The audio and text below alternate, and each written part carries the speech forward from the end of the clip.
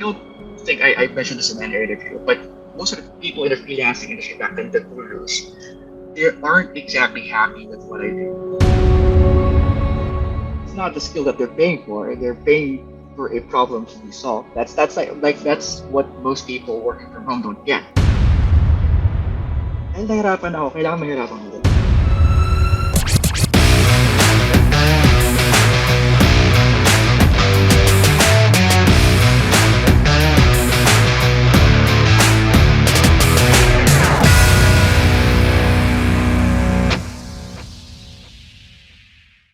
Thank you so much for being here. John Pagulayan in the house, Work from Home Nation. The chief of the Freelance Tribe is here. So thank you so much. Sir John, can you tell us something about yourself, what you do, and where you're from?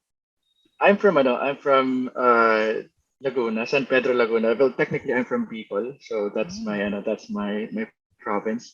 I'm an email copywriter. I help businesses here, both here and abroad, convert their prospects into customers using email.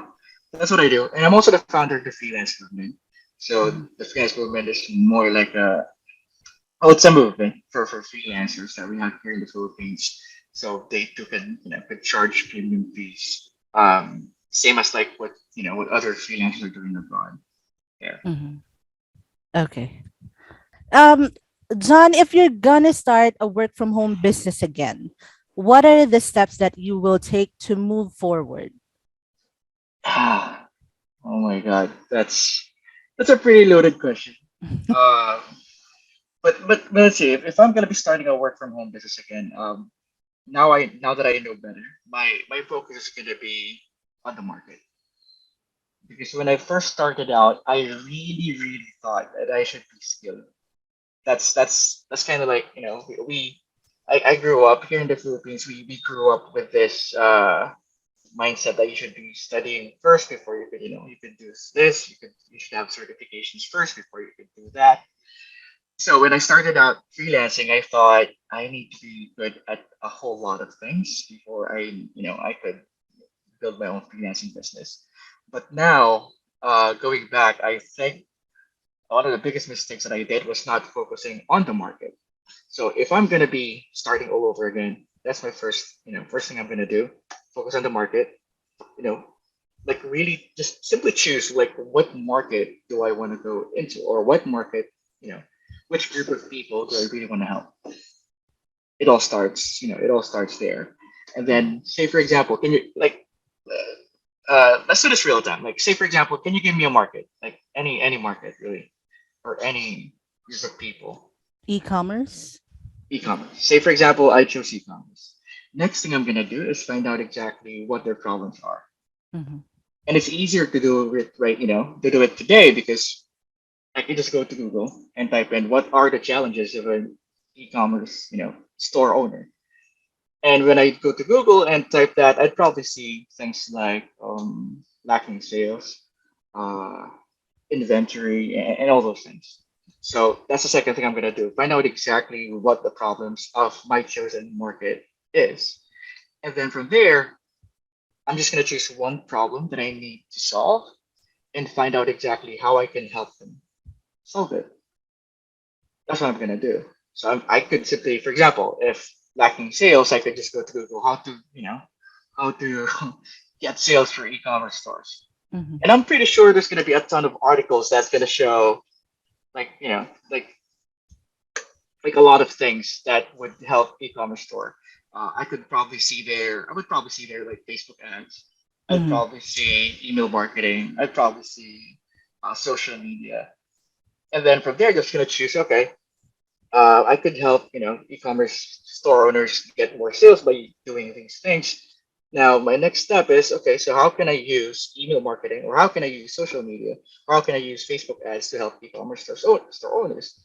So from there, even if I don't take a course, or even if I don't study a thing about you know about uh, like Facebook ads or social media, I could just go directly to an e-commerce store owner and say, "Hey, I'm studying. Okay, hey, I like your store. By the way, I'd love to help you get more sales. I'm currently studying it. If you want, I could help you for a month. or 2 weeks or a month. Let's get your store more sales. And if you like it, go ahead, work with me for for the next 2 to 3 months or 6 months or 12 months. And so doing that, I don't need to like, study courses or other stuff really. I would be learning on the job.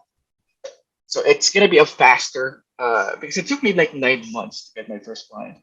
So I don't want to go through that fast again. I just, I want to get started in 30 days or less. I could get a client, work with them. I don't care if if I earn just like 20,000 a month, really, because it's the training that it's the training that's really important, right? So once I'm already doing that, compared to someone who, say, for example, someone took a course in Facebook ads, Mhm. sure, they learned a lot, but it's still different when you work with a client and there are nuances when you actually work with a client that you won't get from a course, right? So that for me, that would be like, if I'm going to be starting out again, same framework, market first, find out what their problem is, and have a solution for that.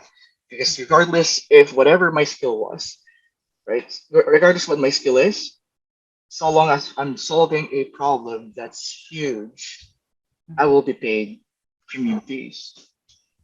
So it's not the skill that they're paying for; they're paying for a problem to be solved. That's like that's what most people working from home don't get. They always ask like, "What's that skill? Okay, what could I learn that would earn me huge bucks?" Mhm. That's not a thing. Like that's not. I know a lot of email copywriters who charge like $10, $8, $7, Mhm. and here I am charging like 3,000, 4,000, $5,000. Like, what's the difference? Right? We're both email copywriters, and I'm willing to bet that like most of them are even more awesome than me in writing. I just so happens that I'm more focused on solving a problem than just writing an email. That So is that is so amazing.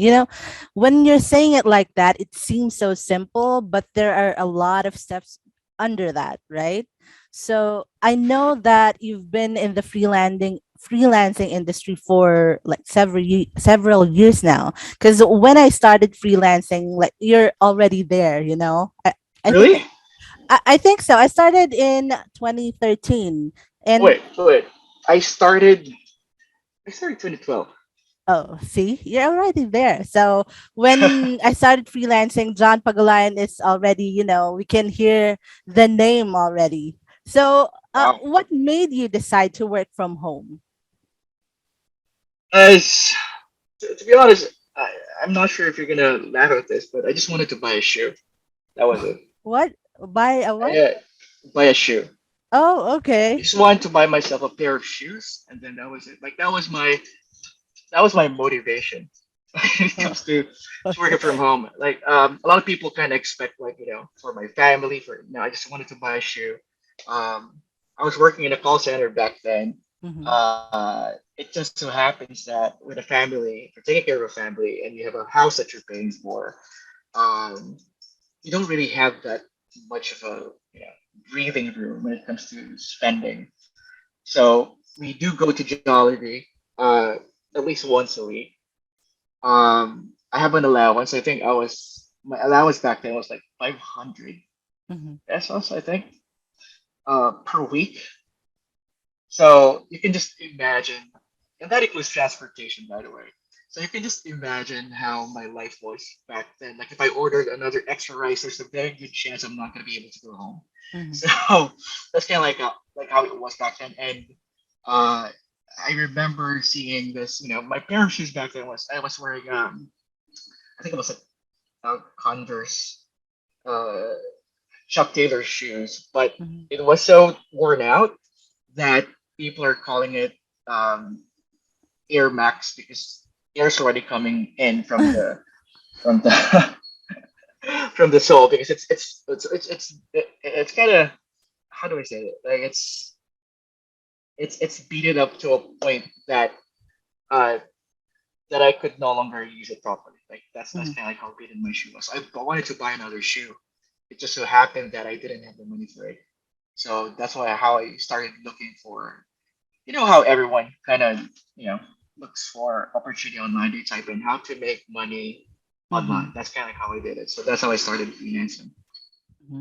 That's interesting. I thought there's some kind of like emotional background or something like that, emotional story. I didn't Well, know that there John. is kind of. Oh, really? Kinda. I mean, not. Not.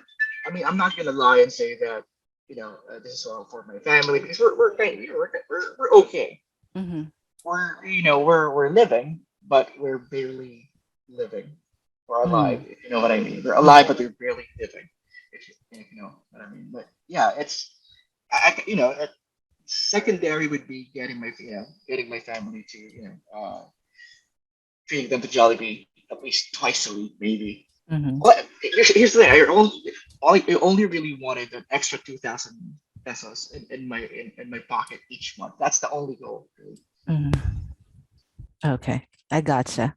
Well, in your opinion, what's the most important personality trait someone would need in this type of industry? Wow.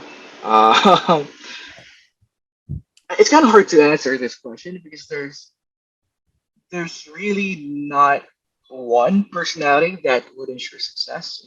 You know what I mean? Mm-hmm. But for me personally, I imagine this is what I also teach our members. Like I imagine success in this manner. I imagine it like a ladder.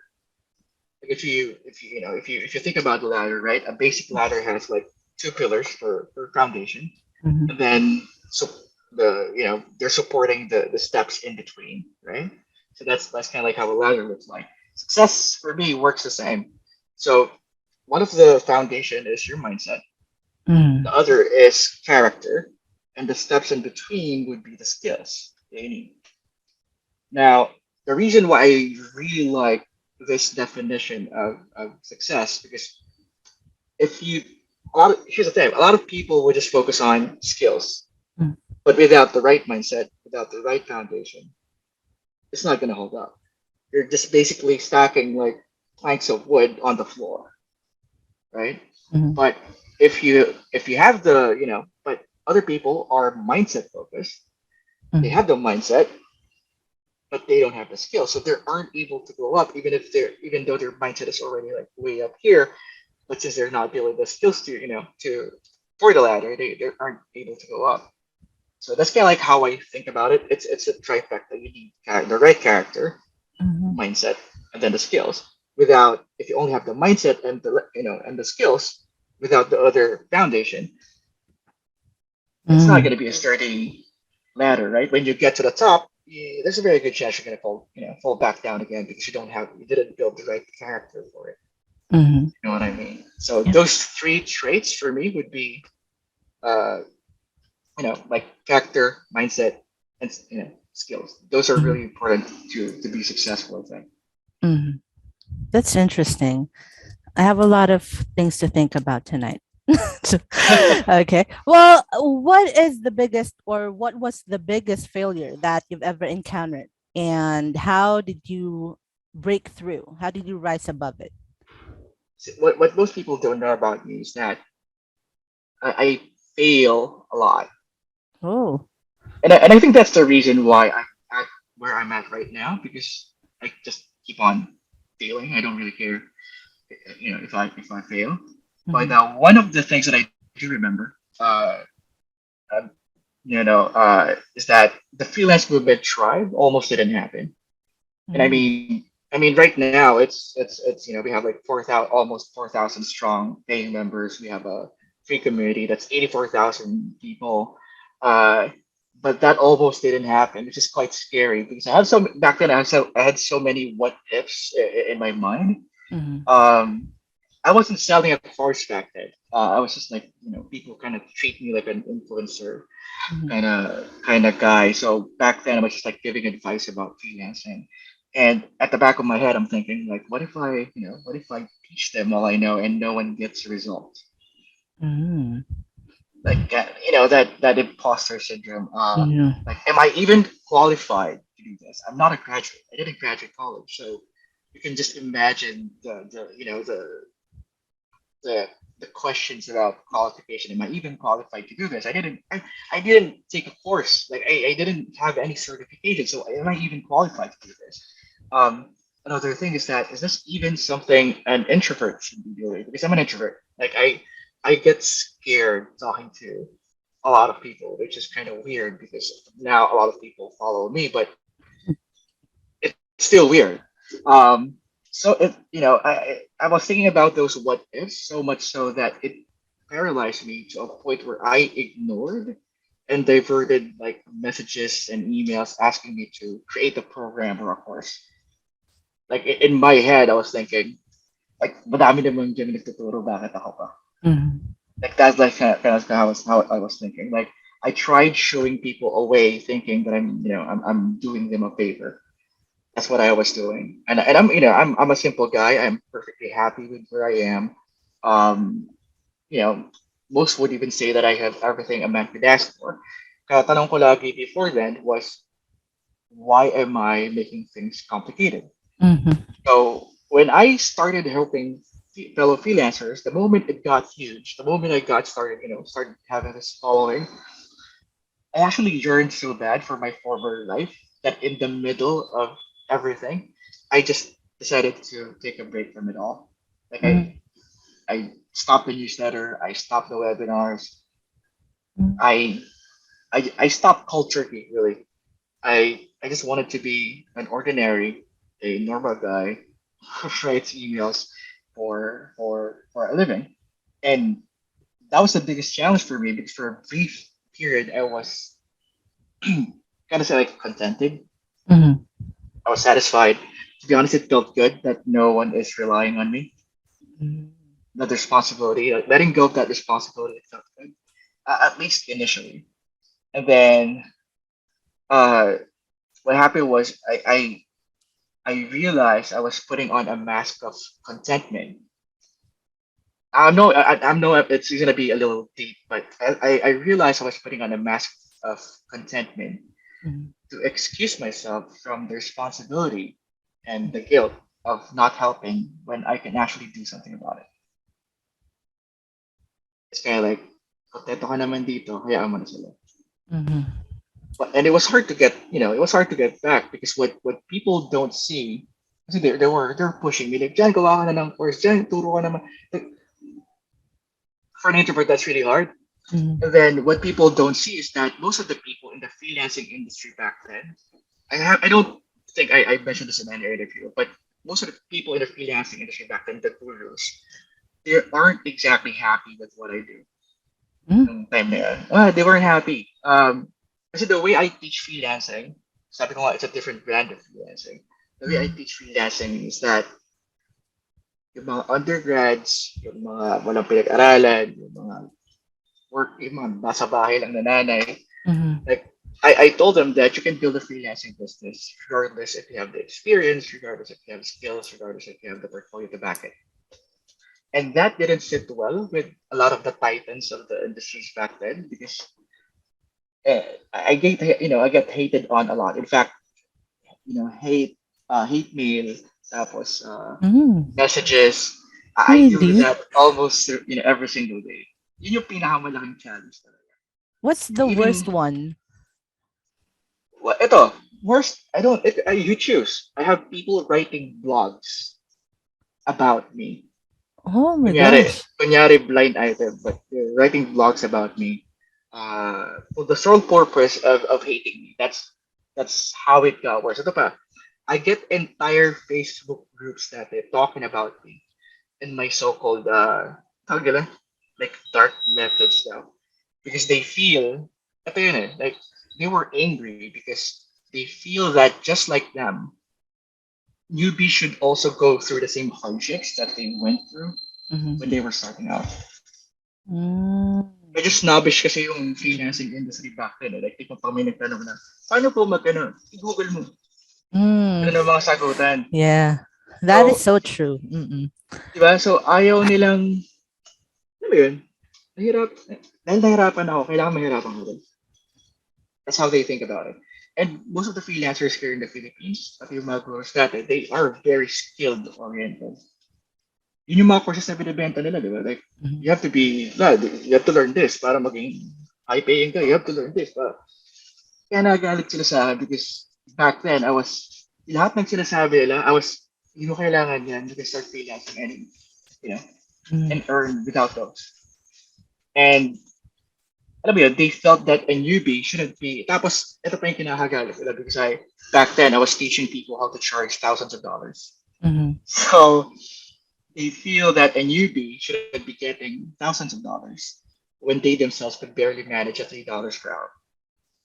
Mm. So That's interesting. back then, I'm not sure what year this was, but back then my name was almost synonymous with the word scam. Oh. So Mhm. like the gurus were I don't know where they went. No, wala na siguro sila, but the gurus back then. And again, I'm guys, be careful interested who you. to know Yeah, who that gurus are. be careful who you follow. Ito, like they were bad mouthing me sa students nila. Like literal, Mm. like when people meet me in person and then they see who I am and they see like how I do things, the getting dialogue nila, like they always say like, oh, okay ka naman pala, bakit sinasabi sa amin ni ganito ba, wag Mhm. ka daw namin susundan. Like iba naman, like sometimes they would see a training of mine, it's free, and then they would say, buti na lang pala, hindi kami nakinig kay ganyan, hindi namin natutunan. So like, people Mhm. are really, and people seem to think that because I don't care, I don't really, hindi ako mahilig pumatol. Like, that's a waste of my energy. Yes. So, kumbaga sa akin, people seem to think that I'm immune to such things because I don't retaliate. And Mhm. of course not. No, diba? No one is. At least not in the beginning when I was still trying to, to prove myself. So I do care about what people think. I just don't care enough to believe them. Good. So that was that kind of like my biggest challenge because people can really be I don't know like cruel Mhm. without without them realizing it. It got so bad that even people I care about are telling me like bakit na pa kasi ginagawa yan? Wala ka namang napapala. Inaaway ka lang ng mga tao. Mhm. Diba? And I'm not gonna lie, it made me really think, why am I doing this? Am I doing this for popularity ba? Ego ba? Am I doing this for praise? And then, ito na, parang climax was, I found my answer one fateful night, alala ko to, February 14. I drove myself to the hospital because I was having kind of mini heart attack. Mm. So when the doctor there said, pag di tumalab yung gamot, we're gonna have to put him in an ICU and delicado, etc. Like I was, gising yung diwa ko, nakatikip ako, but gising yung diwa ko. And when I heard that, I was terrified. I may not have shown it to my wife. My wife was already crying, but I was scared, like really scared. And I was so, alam mo yung, you're so scared that you're gonna die, that your entire life flashed right before your, right before Mhm. your eyes. Mhm. Parang ganun. And when I came to my senses, I was left with a question: if I die, parang if I die today, can I really say that I have no regrets? Parang ganun. And Okay. then, of course, since iniwan ko nga yung, di ba, iniwan ko nga yung freelancing kasi I want to save myself. Of course, the answer was a big fat no. So, fast forward a couple of months later, I got back in tears and all and did this anyway. So, yeah, like 4 years, yeah, lumipas since then. And like, now the freelance movement, yung mga nagbabash namin dati, the members na namin, like, alam mo yun, like, Mhm. kumbaga, all it took was me acknowledging that, yeah, it's scary, but like you have to do it anyway. Mhm. Yeah. That is that is so amazing. Kasi alam mo kahapon this is a true story. I was Mhm. taking a shower and I was thinking to myself, it's like my meditation time. Eh. So I was Oh, thinking, why am I even doing this? But don't get me wrong, I love interviewing people, especially right. people like you, and getting to know your thoughts and stories. Mhm. Pero why? Why am I doing this? Everything's okay. Okay yung Mhm. ano, it's just parang yung time ko, parang nakukuha pa, 'di ba? Right. And then I realized, parang sabi ko, gusto ko when my deathbed is there already. Parang gusto ko Right. na I've done everything that I want to do. Yeah. that I want to accomplish, something like that. So I can totally True. relate to what you were saying earlier. And the imposter syndrome, I'm creating a course right now. And my gosh, I'm thinking, what if this is not beneficial to the aspiring freelancers or something like that? What if they cannot get any result? And Right. it's Right. really giving me like the scary feels, but sometimes you Right. just have to jump.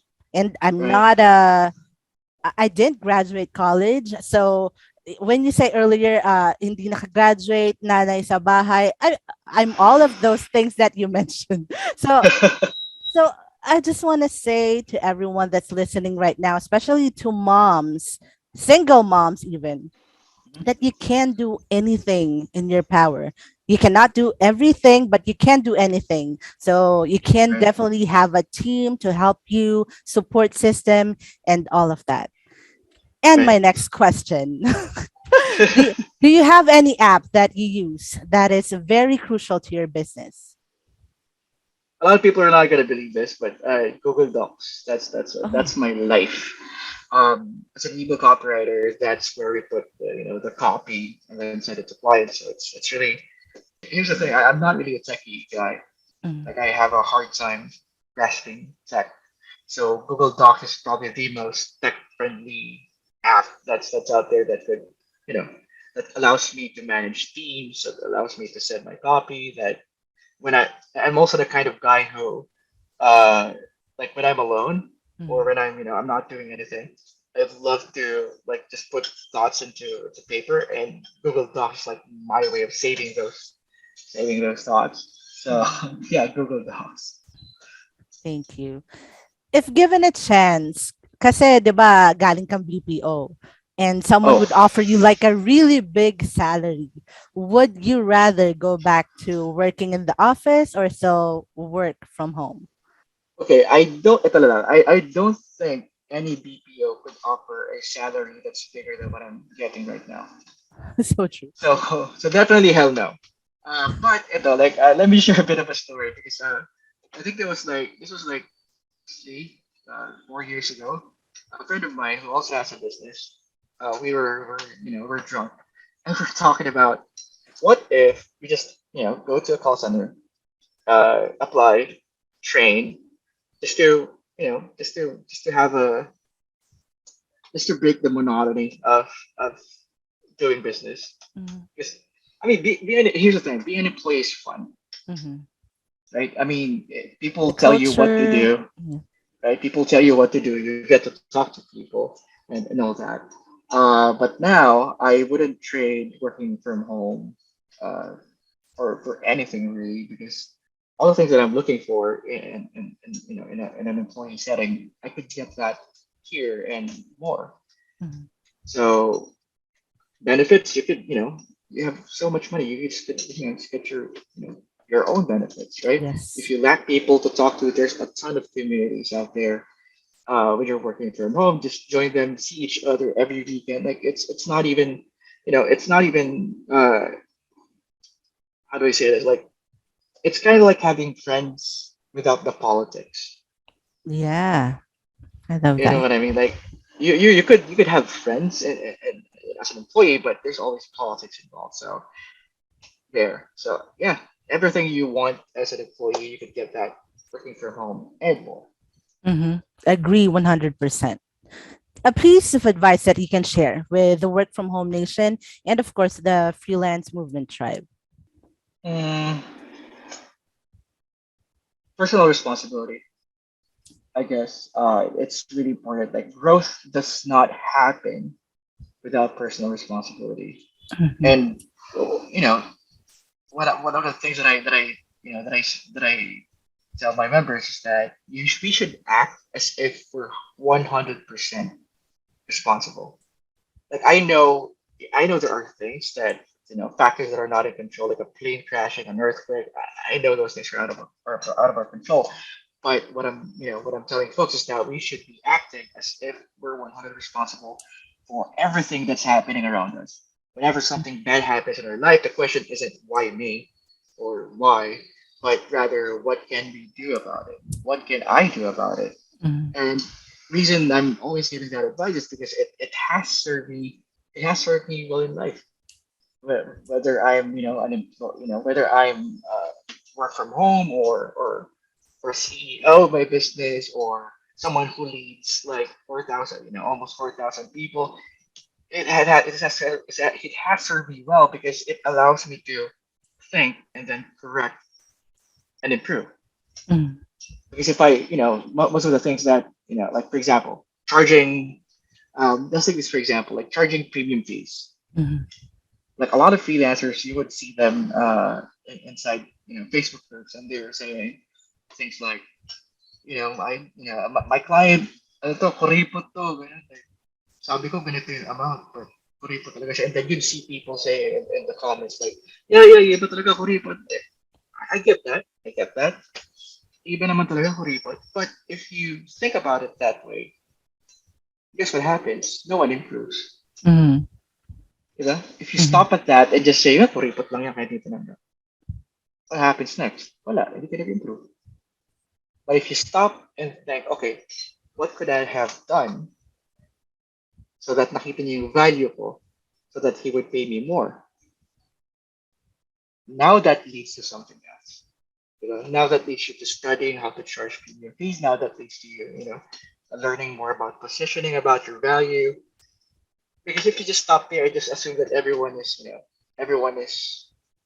hindi nagbabayad ng premium fees, then walang improvement. Mhm. Another thing is yung mga, like, Pinoy kasi ako, kaya hindi na ako tinanggap. Or Pinoy kasi Mhm. ako, kaya ganito lang ang bayad sa akin. Okay, I get that. Sige. But, ano naman yun? So, mababago mo ba yung nationality mo bigla? Like, wala namang, diba? So, when you blame others except yourself, like, there's no improvement. Walang ano. But in fact, the question you should be asking is, how could I have done it in a way na kahit Pinoy ako, he would pay me in peace. Mhm. He would not lowball me dahil lang Pinoy ako. What could I have done? Like those are the questions that makes you think, makes you take action, makes you improve yourself. Like if you just stop at saying na, kuripot naman yun. Filipino kasi ako. No one wins. Mhm.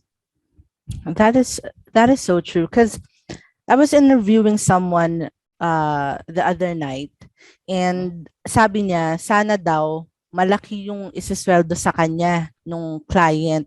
Sabi Mm, ko, when you're a freelancer, everything depends on you. If you want your client to give you a raise, then you have to suggest that to your client.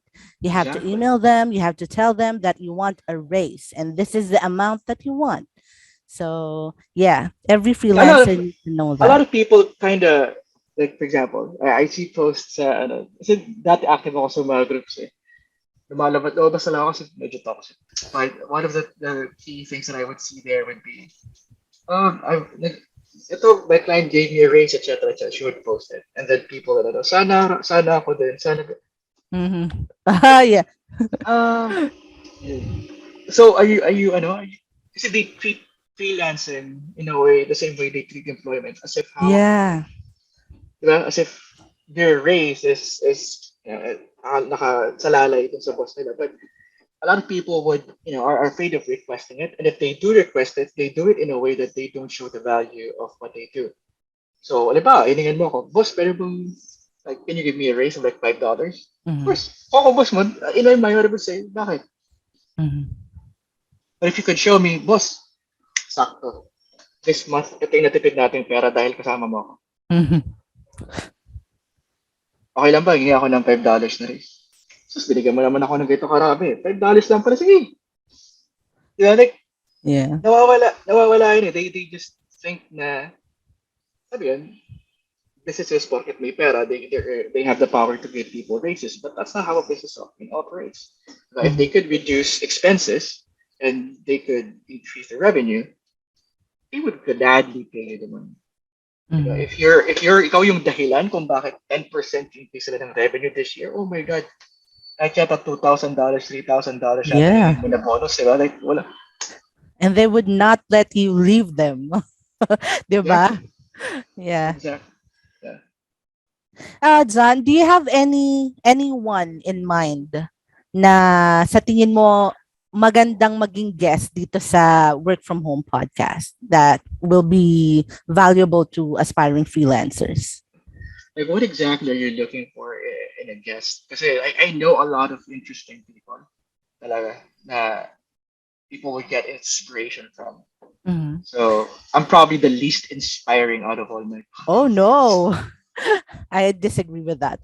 Pero Uh, yung ano, yung kasi when you say work from home, talagang sobrang vast niya, 'di ba? yeah. So anyone from e-commerce, from virtual assistants, from kahit anong niche basta work from home, business from home, yeah, that would be good. Okay, that would be siguro si one of my coaching directors, si Tina Samuel. Tina Samuel. Yeah, she has an agency. Mm, And ano rin, meron din siyang mga tinutulungan ng mga people who wanted to scale naman. mm, Like already getting like 3 clients, 4 clients, and then scaling it to the point where, kasi ang goal, magkaparas kami ng goal eh.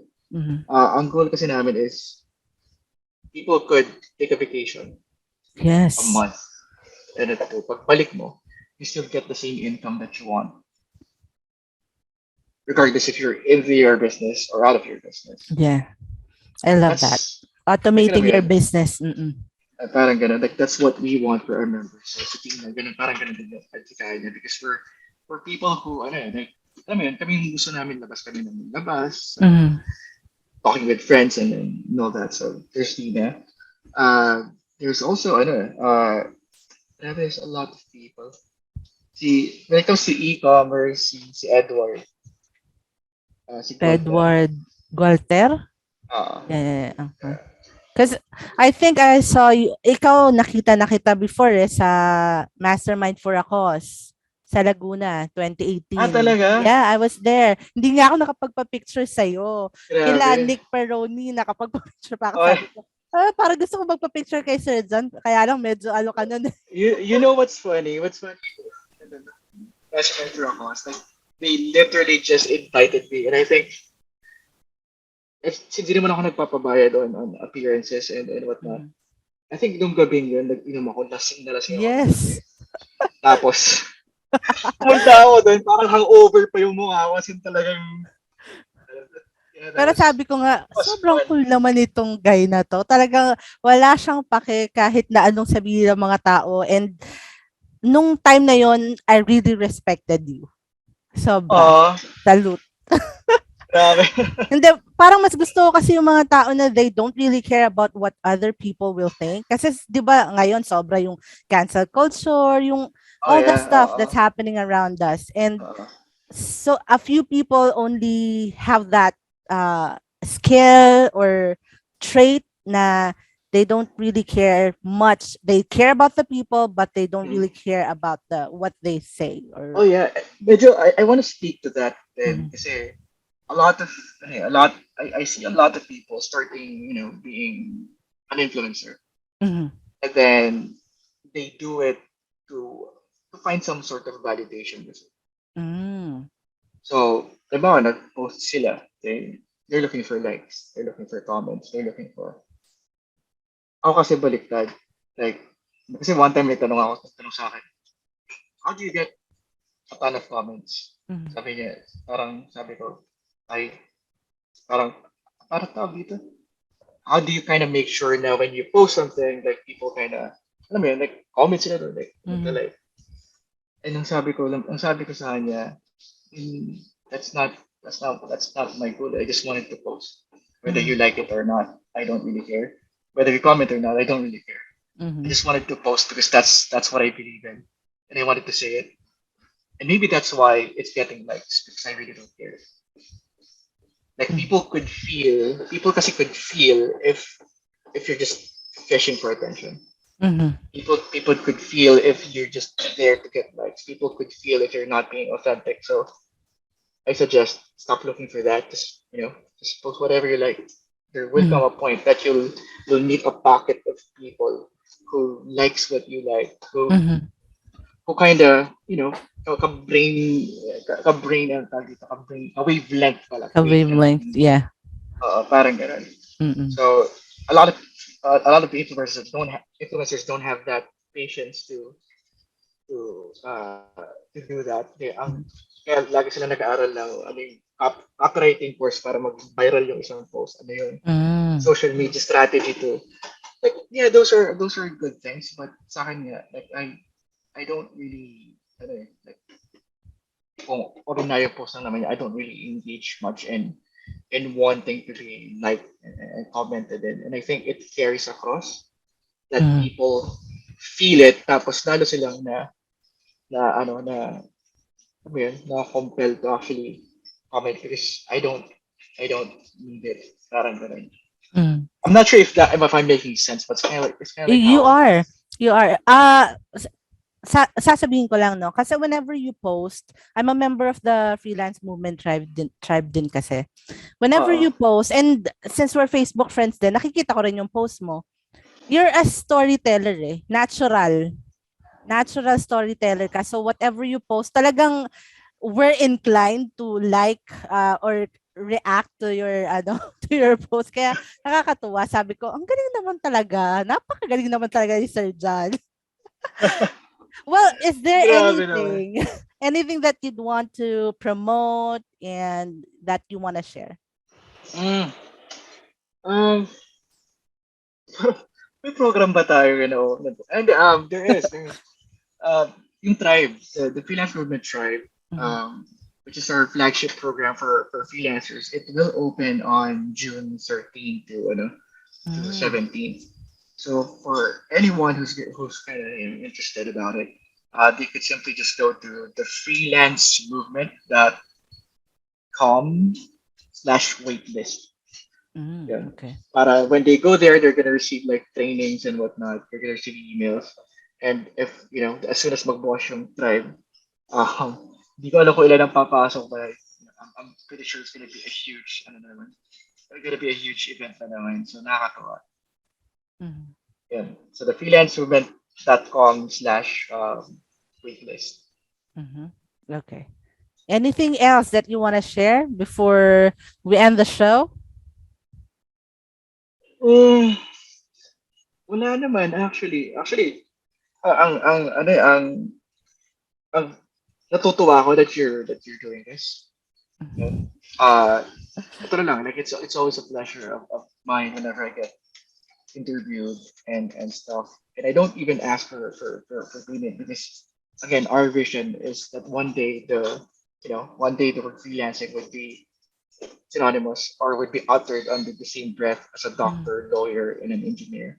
So Oh, every so true. time may ganitong chance to actually spread the word out, Mhm. I jump on it. Kung kaya, I jump on it talaga. And I think people like you, alam mo yun, who, kasi, I'm not sure if people know this, but it takes courage to do this. Mhm. Yeah, like, Sobra. Mm. I'm pretty sure there were a lot of times that you questioned yourself whether or not itutuloy mo ba to, ano bang topic ko sa susunod, ano sino bang guest. Like, they don't know the intricacies or the effort involved in getting something like this done. Mm. And kumbaga, effort yung effort. Kumbaga. And for you to do this, like sharing, alam mo yun, we're just sharing literally what we have. Mhm. We're just literally sharing it. For you to share it nang walang kapalit. People could listen to your podcast for free. Like, saludo. Yeah, like, solid. I, Thank I, could- you. I personally could not. Like,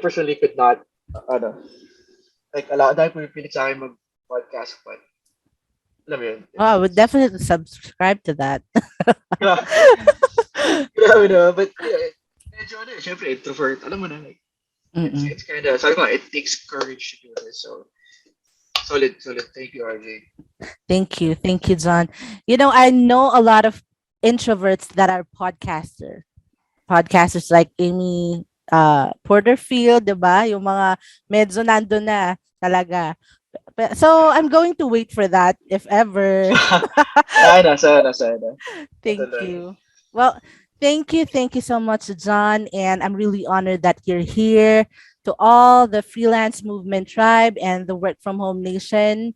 I hope that you learned something from this podcast, and thank you. Thank you for listening. Like what I always say, be kind, be humble, but you can always be a badass. Thank you, everyone.